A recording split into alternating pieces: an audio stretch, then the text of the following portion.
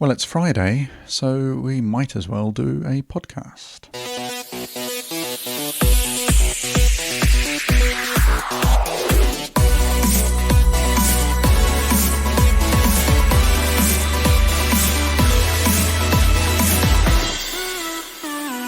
Hello and welcome to a podcast from the Royal New Zealand College of Urgent Care. My name is Guy Melrose.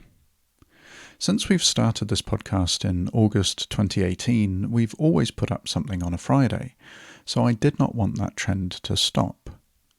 We have done a few extra podcasts in the last few days to help keep up with current events, and it feels that we all need a little break from talking about that at the moment.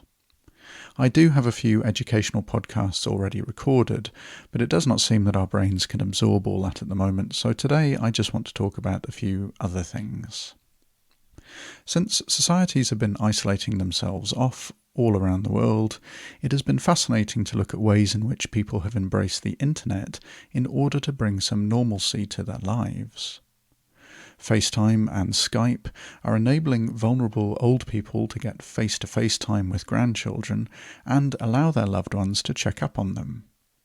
We're finding that this technology is enabling a lot of workplaces to continue without people coming into the office, but it's great to see that it can provide that personal connection with family and friends, and this will hopefully help stave off depressive illnesses as time draws on. People are also keeping up with yoga classes and book clubs, music lessons and all sorts of things, all by the power of the internet. And it seems that medicine is embracing virtual health measures too. The online video game world has always connected people around the globe who want to play games together, be it an online shooter or a game of bridge. People can vent their competitive side whilst at the same time socialising with friends. But one inventive use of online gaming I've seen is ice hockey players in North America, unable to play their games for real, are staging matches between each other online. So the real players from each team are facing off against their opponents at the time they were meant to have been playing in real life, and this is broadcast via streaming platforms across the world for their fans to watch an alternative version of their favourite teams slugging it out for pride and glory. People are unable to visit the gym at the moment, and many will be feeling the effects of not getting their session in. So it was great to see a video on YouTube by World's Strongest Man and the only man to have ever deadlifted 500 kilograms, Eddie Hall, taking people through a workout using household items in a relatively small space. Finding ways for people to exercise still will aid in not just their physical well-being, but their mental well-being also. Kids are no doubt driving parents to distraction at home already, so it's great to see people providing online teaching sessions on YouTube for kids and adults to enjoy and learn.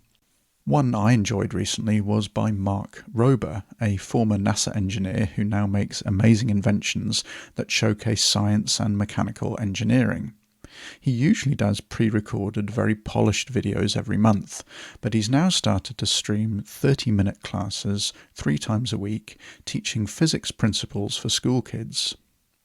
It's a great idea for a healthy and entertaining way to teach a restless kid some physics, and his latest video was titled, "When You Fart, Do You Weigh More or Less Afterwards?"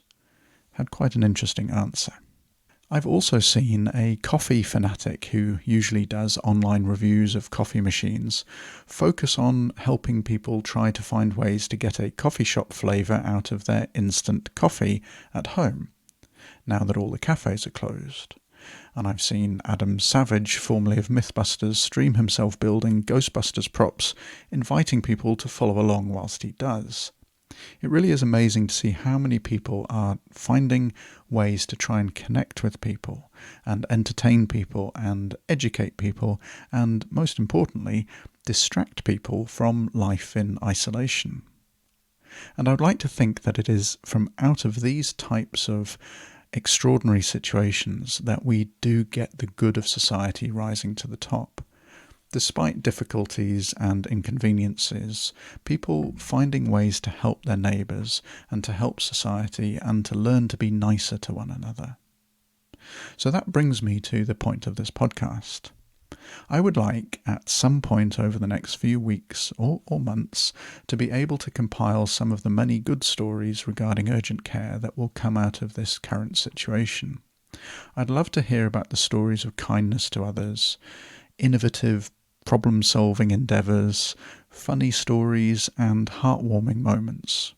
If you come across any of these, and if they made your day a little brighter, it would be great if you could share them with the urgent care community here on the podcast. We will, of course, make sure that there's no identifying information given, but it would be fun to hear and share these stories. So if you could either record a voice file on your phone and send it through as a voice file to the email, or put it in writing, then I'm happy to read it out. So email podcast@rnzcuc.org.nz, and if we get enough of them, I'll cut them together so that we can all enjoy. Now, for those of you working in urgent care at the moment, do make sure you look after yourself, protect yourself from this virus, and make sure you're getting enough rest, food, and exercise. This is probably a marathon, not a sprint, so make sure you're all looking after yourselves. And for those of you listening who are not frontline and seeing patients, please keep yourself as isolated as possible, particularly if you are, say, nearing 80 years old. Please keep yourself safe and away from people until all this has settled down.